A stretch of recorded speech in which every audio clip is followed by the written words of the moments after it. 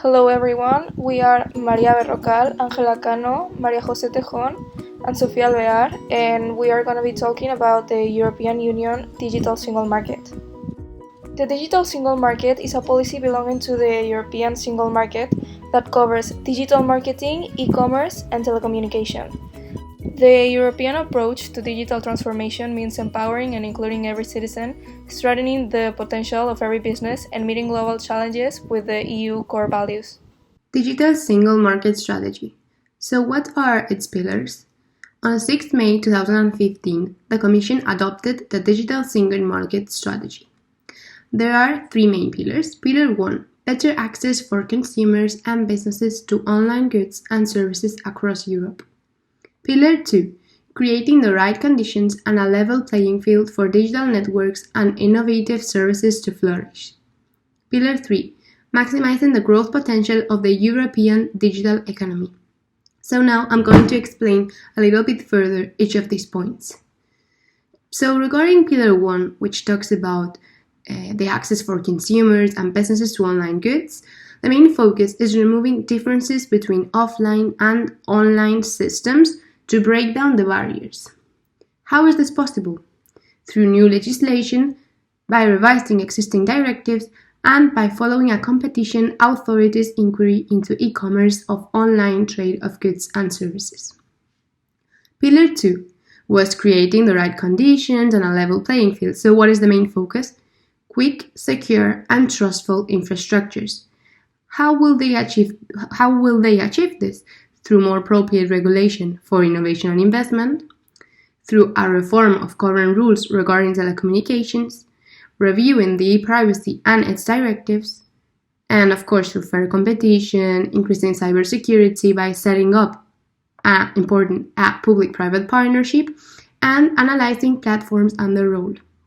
Finally, Pillar 3 talks about maximizing the growth potential. So the main focus is investment in ICT infrastructures and technologies in general, and boosting competitiveness with the help of research and innovation towards things such as big data or such. So how is this possible? Regulating data ownership by ensuring the free flow of data, by providing better ICT framework for public services, so this would mean better public services, by having more inclusiveness and better skills, and through e-government action plan to interconnect business registers. So since the data of the creation of these pillars, the Commission has already come up with new legislative proposals tackling aspects as unjustified geo-blocking, cross-border parcel delivery, cross-border portability of online content services, checking the consumer protection regulations, audiovisual media issues in general, contract possibilities regarding digital content and sale of goods and distance. So, moving on to 2018, the Commission presented a strategy and a plan towards artificial intelligence for all European members. And in 2019, guidelines for ethics and trustworthy AI were presented. So it is clear that the Commission is trying to continue improving and updating its plans and innovation. So now let's talk about the digital single market's achievements. Under the Juncker Commission, 30 legislative proposals on the digital single market were made. At the end of the mandate, 28 of these legislative proposals have been agreed upon by the co-legislature. These achievements can be summarized in 6 main areas. These areas are digital culture, digital future, digital life, digital trust, digital shopping, and digital connectivity. Let's get started. Digital culture. The European Union is investing in Europe's cultural and creative sectors through the digital single market, benefiting citizens by removing online barriers. But what has the EU actually delivered? Firstly, an obligation on TV broadcasters to diffuse video content made in Europe. TV broadcasters have an obligation to dedicate at least 50% airtime to European and national content. Traditional TV broadcasters and video sharing platforms need to protect minors from harmful content, promote European works, and adhere to advertising rules.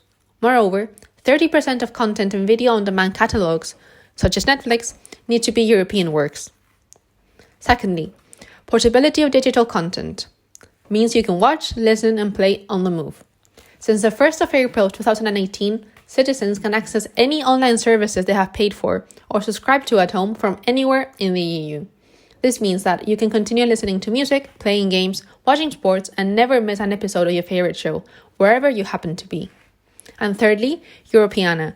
Europeana is a cultural archive which gives access to over 53 million items, including image, text, sound, video, and 3D material from the collections of over 3,700 libraries, archives, museums, galleries, and audiovisual collections across Europe.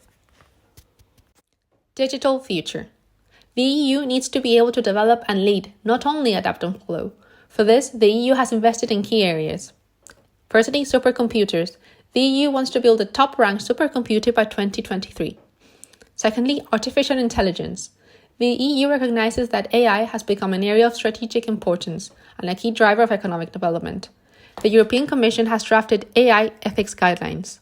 These guidelines deal with technological, ethical, legal, and socioeconomic aspects to boost EU's research and industrial capacity and to put AI at the service of the European citizens and economy. Blockchain. The European Union has established the European Blockchain Partnership to ensure collaboration across member states. And lastly, digital innovation hubs. The EU is developing a network of one-stop hubs in every region. These hubs do much more than just advise. Not only can businesses learn about technology, but experts can help develop improvements to products and service throughout technology, and even run some testing. Digital life. This aims to digitize interaction with and between public organizations and help to reduce administrative burden to make the service faster, cheaper, and more tailored to users. Firstly, e-government. This is a once-only principle. It aims for European citizens to provide important documentation only once when, for example, changing residence. Secondly, eIDAS, electronic identification and trust services to enable secure and seamless electronic integrations between businesses, citizens, and public authorities. Thirdly, eHealth. The Commission has also set out a plan of action that puts citizens first when it comes to their health information. Citizens should be able to access their health information and share it across borders if they so want. Digital skills. This presents a number of actions and initiatives with the ambition to tackle the digital skills deficit in Europe. Smart mobility. The EU has agreed to designate 5G cross-border corridors where not only vehicles can physically move, but where the cross-border data access, data quality and liability, connectivity, and digital technologies can be tested and demonstrated. Digital trust. Linked to this last point, we have digital trust initiatives. New EU rules have strengthened rights and given more control over personal data when surfing the web. Personal data. Not only can you more easily access your data, but you're also entitled to clear information regarding its use.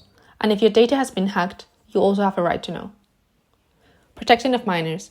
The EU has taken affirmative action to protect children online. In the EU, rules have been put in place to protect children better against cyberbullying and sexual harassment, as well as pornography and violence. Cybersecurity.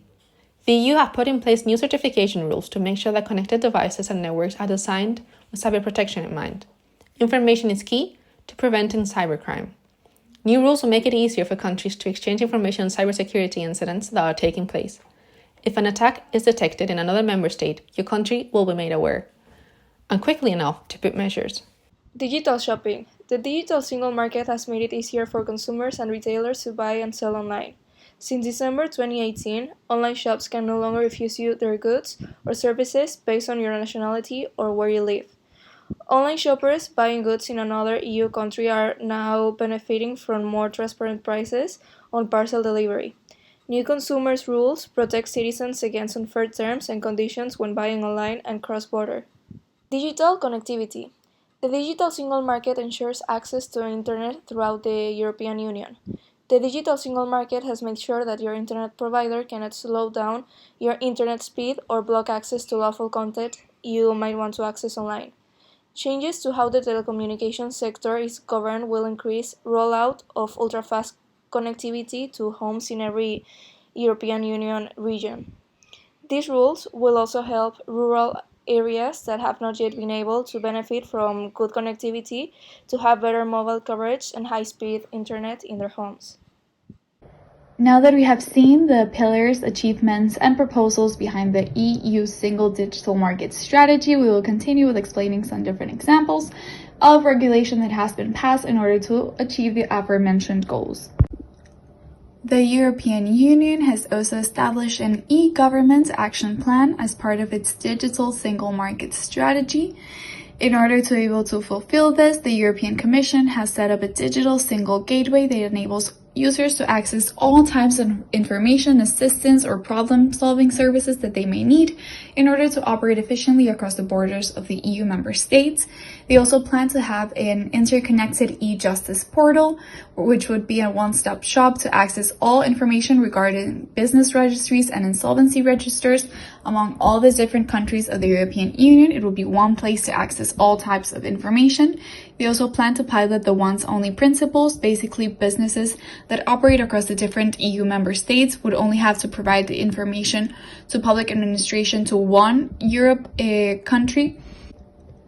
As you can see in the chart to the left, people more and more are accessing government information through websites, and this means that the European Union wants to fast-track the way people can access information and can also provide information to the European Union through the use of electronic platforms. They have created the e-government action plan as part of the digital single market strategy. We have already mentioned a bit of these components above in the achievement section. Nonetheless, to go a little bit more in depth, one of the measures that the EU Commission plans to take is to set up a digital single gateway that basically contains all information, assistance, and problem solving that people would need to operate efficiently across the borders of the EU. They would also like to interconnect all the registries for businesses and insolvency in one portal, which would become the only way that people could access this information in one central location without having to access the registries of different countries of the EU member states. And they would also like to apply the once-only principle for businesses that operate across borders of different EU countries in order to provide the information to one EU country, and then this information that they provide could be reused for all the countries in which they operate. This way they don't have to duplicate the information that they provide, and it could be used seamlessly in an interconnected way. And they also plan to develop different services that could be accessed through the electronic portals, such as health services like prescriptions that could be accessed anywhere, anytime through the use of electronic combined databases. All in all, the e-government strategy is basically to connect people to the European Union in a way that it's easier and more efficient, as well as to connect the European Union with its citizens and provide the information that they need anywhere, anytime. With the growing trend of businesses that operate fully and completely online, such as e-commerce and online selling, with practices such as geo-blocking and passenger rides, there has been a growing trend of businesses that operate completely online that need the protection of consumers. That's where the updated Consumer Protection Cooperation Regulation comes in. It provides national authorities with more powers and stronger powers to detect and analyze irregularities and breaches of law, as well as to take speedy action against those committing infractions or breaking the law. Some notable cases in which the CPC has protected consumers in issues related to the whole European Union. We can analyze the cases of Airbnb. They had to improve and provide in a more clear way the way in which they presented the offers for consumers. They had to provide the adequate price information and include all types of additional charges or fees that they would implement later on. They had to make it in a completely transparent way since the beginning so that customers know what they were getting into when they booked the service. Booking.com has also committed to making changes in the way they present offers and discounts to customers in order, once again, to make it completely transparent and protect the right of customers so they understand the terms of what they're getting into. And speaking of terms, Facebook, Twitter, and Google have had to update their terms of service and implement a dedicated procedure for consumer authorities to understand and signal problematic content within the terms of service in order to provide consumers who may have signed or agreed to the terms of services without understanding what they were completely agreeing to. All of these measures, all in all, as the name established, have been to protect consumers from abusive practices that many businesses would implement in order to take advantage of customers who may not understand fully what they would get into. So to summarize, there are 3 pillars to the digital market strategy. Number 1, better access for consumers and business to online goods and services across Europe. Number 2, creating the right conditions and level playing field for digital networks and innovative services to flourish. And number 3, maximizing the growth potential of the European digital economy. As for achievements, as previously mentioned, 28 legislative proposals have been agreed upon by the co-legislature in 6 main areas: digital culture, digital future, digital life, digital trust, digital shopping, and digital connectivity. Here are our questions for the discussion. We hope you enjoyed our presentation and thank you very much for watching.